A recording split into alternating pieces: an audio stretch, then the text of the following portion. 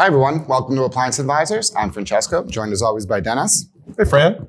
All right, so today we're going to talk about LG WashTower. So let's kind of jump right into it. This has been a really popular kind of set of models here over the last couple of years, and we're going to talk a little bit about some of the differences, some of the different versions, what are the main features. So kind of let's start off right there. Yeah, I mean, just conceptually, the LG WashTower solved some problems or challenges some people had. You know, height being one of them. A lot of these front-load front washer dryers, when stacked together, you had two controls. One at the mid-level, waist level on the washer, but then the dryer got really, really tall because it's at the top of that dryer and you're stacking them. So for those folks that were vertically challenged or just didn't like that reaching up and not seeing the controls as well, they kind of put them in the middle. So it's a unitized unit, and those have been out a long time. Kind of a unique thing is the units can be separated upon delivery, which makes that a little bit easier than true unitized pieces. You don't always have to do it, but if you did, you could.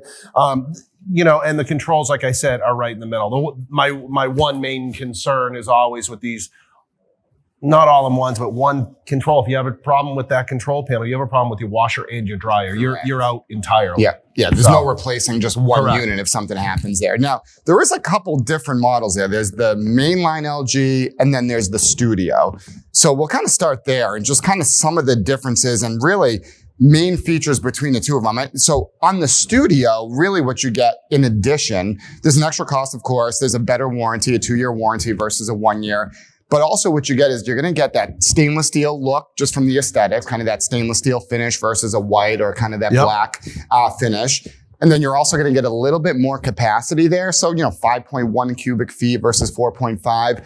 I wouldn't say anything massive, but slightly larger capacity. And I'd say probably the main difference there would be the auto dispense. You know, something that we've talked about in the past. The LG Studio will give you that automatic dispense for the detergent, which nice feature, definitely a little bit easier, gives you the right amount of detergent every time. So I'd say those are kind of the main features there. Also, there's one other model there, not necessarily only between Studio and LG, but there's a vented and a ventless option. Yeah. What are your thoughts there? Yeah, I mean, listen, you know, of those two, I like ventless, and I think that's the way the industry is going. I will say with this particular unit, the vented dry is longer, considerably longer.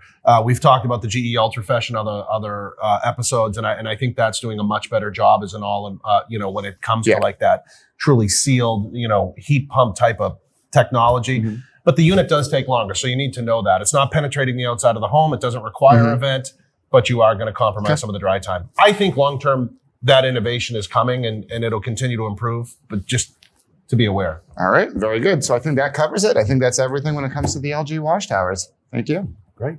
Thanks for tuning into this episode of Appliance Advisors. Hit the subscribe button, turn on the notifications to never miss out on our latest episodes. Check out our suggested video right here for expert advice on your next appliance purchase. And don't forget to follow us on social media. Your feedback is what shapes our series. Drop us some thoughts in the comments below. We'd love hearing from you. This is Appliance Advisors signing off.